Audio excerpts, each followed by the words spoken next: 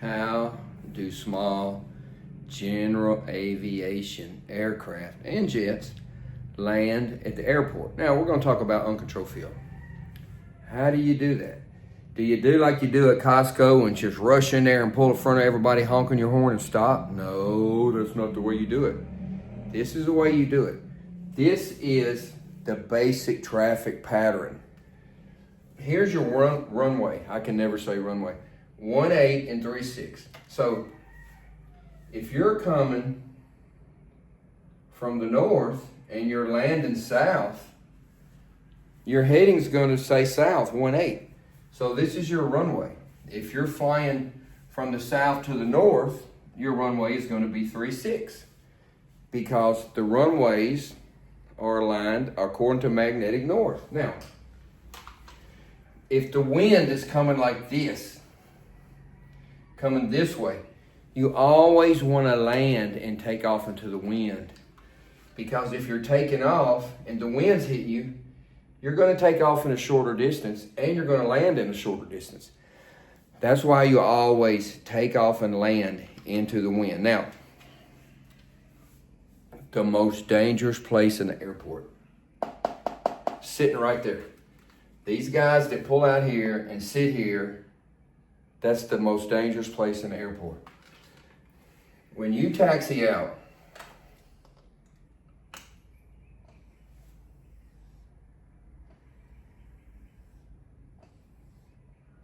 or parking. When you taxi out and you get right here, you need to be ready.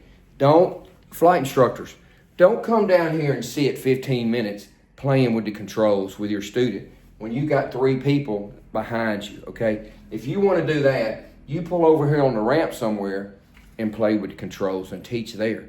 This is not where you want to stop 15 minutes and teach your student how to do the run-up. You do the run-up over here out of the way. When you get right here, you need to be ready to go. You start going over to Memphis or Dallas or Detroit or JFK, and you get right here and start playing with the controls, you're going to be sent to the penalty box. So, when you get right here and you get ready to take off, you're going to say,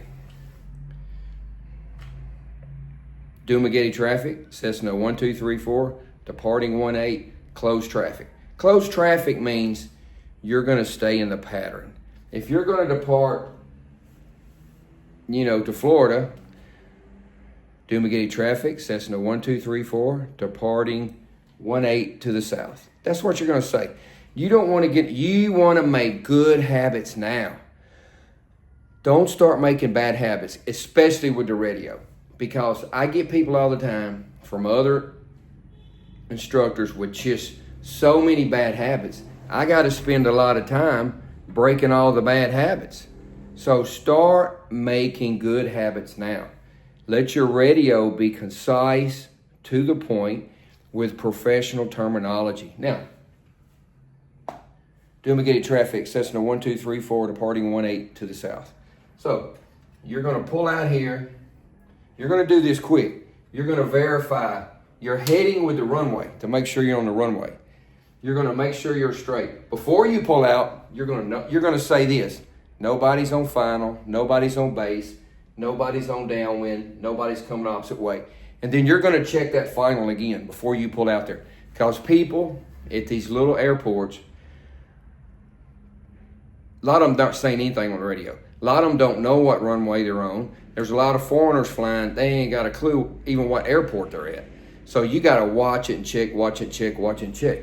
Because they'll come in. Numerous times I've had somebody come in and not say anything. So you've got to check that before you pull on the runway. So you're on the runway, you verify 18, full power. Now as you apply full power, you want to look at your airspeed to make sure it's working. When you get 30, 40 knots, you're going to see your needle move. You're going to say airspeed's alive. Then you're going to look over and just glance at your oil temperature, oil pressure. You're going to say everything's in the green. So airspeed's alive, everything's in the green. Now, you're going to be looking down the runway, same time glancing at that. You're going to go down the runway. Now, this is a 172. When you get on the runway, if you give it just a little bit of back pressure, it's going to take off by itself. If you get in the habit of doing this, That's bad way to do it, because then the people in the back feel this. You want to add a little back pressure and just let your plane take off by itself. Then you're going to fly VY. Now we'll get into all of that later. Right now this is about the pattern. So you're going to take off, you're going to get to 1,000 foot. Now if you're going to do touch and goes, closed traffic, you're going to get to 1,000 foot. When you get a 45-degree angle, you're going to turn crosswind. So think of it this way. Crosswind, downwind, base, final. Crosswind, downwind, base, final. That's the way you do touch and goes in an uncontrolled field. 45-degree angle, crosswind. 45-degree angle, downwind. 45-degree angle, base. 45-degree angle, final. So, when you turn crosswind, you should be 1,000 foot above airport elevation. Excuse me. If airport elevation is 200 foot, you should be 1,200 foot by here. Then, when you're fixing to turn here, you're going to say, I say Dumageddon because I'm in Dumageddon right now. Dumageddon traffic, Cessna 1234, left crosswind, 18, touch and go. Okay? That way, everybody knows what you're going to do. You just don't say left crosswind. Well, is he going to land? Is he going to leave? Is he going to do a touch and go? You say touch and go. That way, the other people in the pattern can plan accordingly. That way, if there's a jet coming in and he hears that, he can plan accordingly. So, crosswind. Now, you're going to turn downwind. Dumageddon traffic, Cessna 1234, left downwind, touch and go. Okay? Now, if you're going to stop, Dumageddon traffic, Cessna 1234, left downwind, full stop. Okay? So, that way everybody can plan. Now, you're going to turn downwind. When you get about halfway down the runway, you're going to do your gump check. Gas, undercarriage, mixture, pump, prop. Now, on this plane, the gas is already on the fullest tank. The undercarriage is already down and locked. You don't have a mixture, and you don't have a pump. The reason you're saying this is to get in a good habit, because you're going to fly this 100 hours and you're going to move up till you got gear. And you don't want to be in a habit of skipping that. Gas, undercarriage, mixture, pump, prop. Gas is the gas on the fullest tank. Undercarriage is the landing gear down. Mixture full. Pump, turn on the fuel pump. Prop forward. Now, we don't have that on this plane, but we're learning good procedure, so we're going to learn it now. Now, when we get about here in our 172, we're going to pull our power back to 1700. We're going to pull our carburetor heat. So we're going to slow down from 105, 110, depending upon what engine you got. So we're going to try to do 85, 75, 65. So we're going to start slowing down to about 85. Now, when we get to base, we're going to say, westmost traffic. Dumageddon traffic, Cessna 1234, left base, 18, touch and go. Now, you can get 4 notches of flaps on this plane. I usually use 2. I don't use 4 unless it's a short field, soft field, short runway, steep approach. I just use 2. That's pilot preference. Now, you can get a notch here, and get a notch here, get a notch here. You can get a notch here, and get a notch here. I usually get a notch here, get a notch here. I try not to add any drag on the airplane that I couldn't make it to the runway if I lost the engine. So if you're way out here doing a pattern and you got all your flaps down, you lose the engine, you're not going to make it to the runway. I try to stay a little bit high, easy with the flaps. So if I lose the engine, I know I can make it to the runway. So I'm going to get 85, maybe get a notch of flaps here, turn base, get another notch of flaps here. So when you add flaps, that's going to help you slow down, but it's going to increase your lift. So you're going to do 85, 75. Now you're here, you slow down, you get another notch of flaps. You never get flaps in a turn. You only get flaps when you're straight and level. If you're turning base, you don't put flaps in there, you wait till you're level. And you never turn more than 30 degrees in the pattern. Now at this point, 1,200 foot, you can start coming down a little bit. 1,100 foot, 1,000 foot, 800 foot, 900 foot. Just a little small descent, maybe 200 foot a minute. 200 foot a minute all the way around. Now, you're doing 85, 75, 65.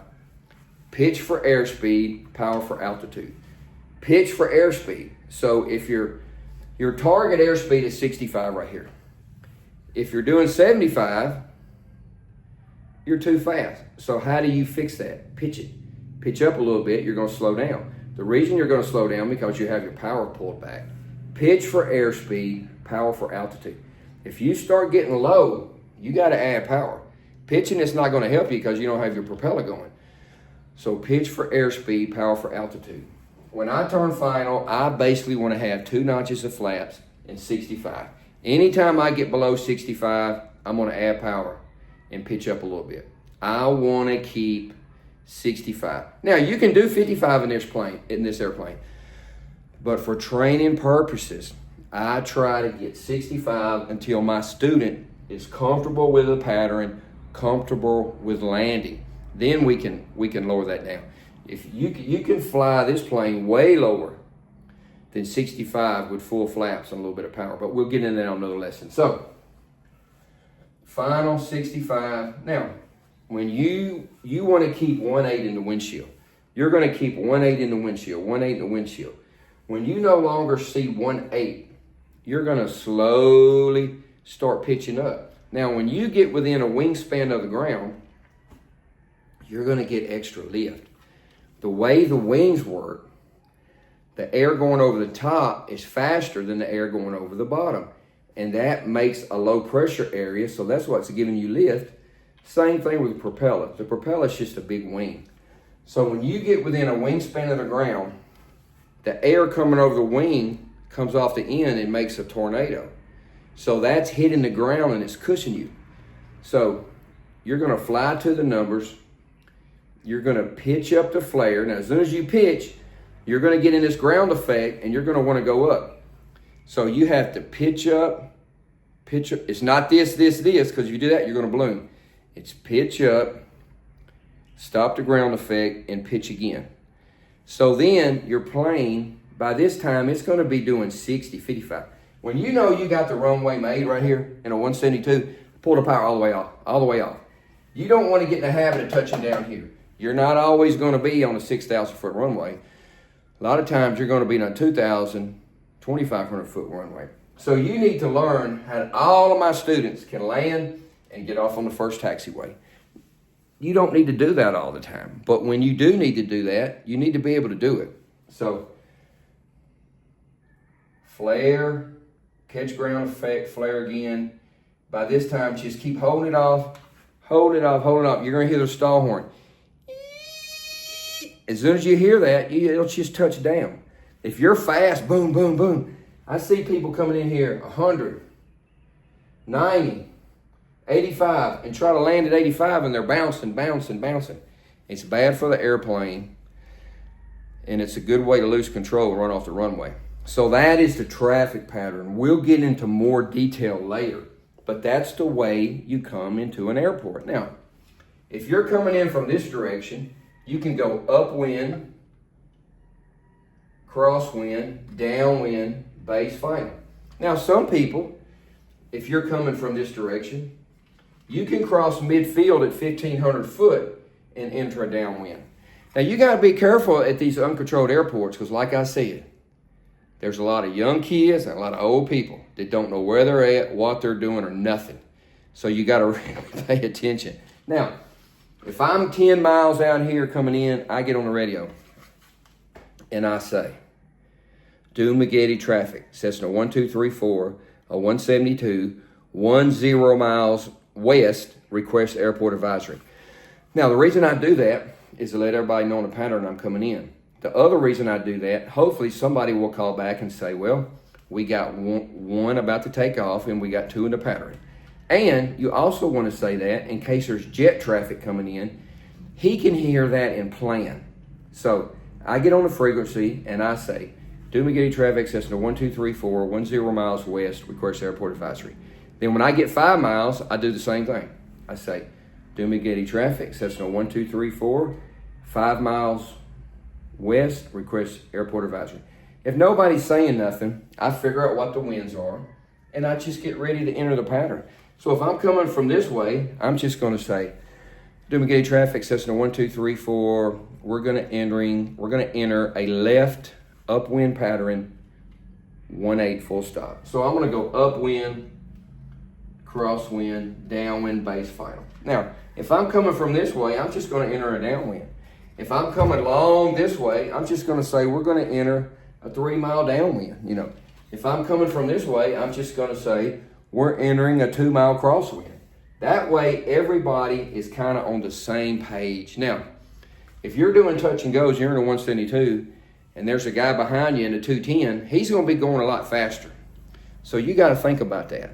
If you wanted to be a horse's butt, you could just fly your pattern and make him slow down and do 360s. But if he's going faster, you want to say, you know, Cessna 1234, we can fly a tighter pattern or we can extend our downwind to help you. You want to be courteous and be known to be courteous. So think about the other traffic.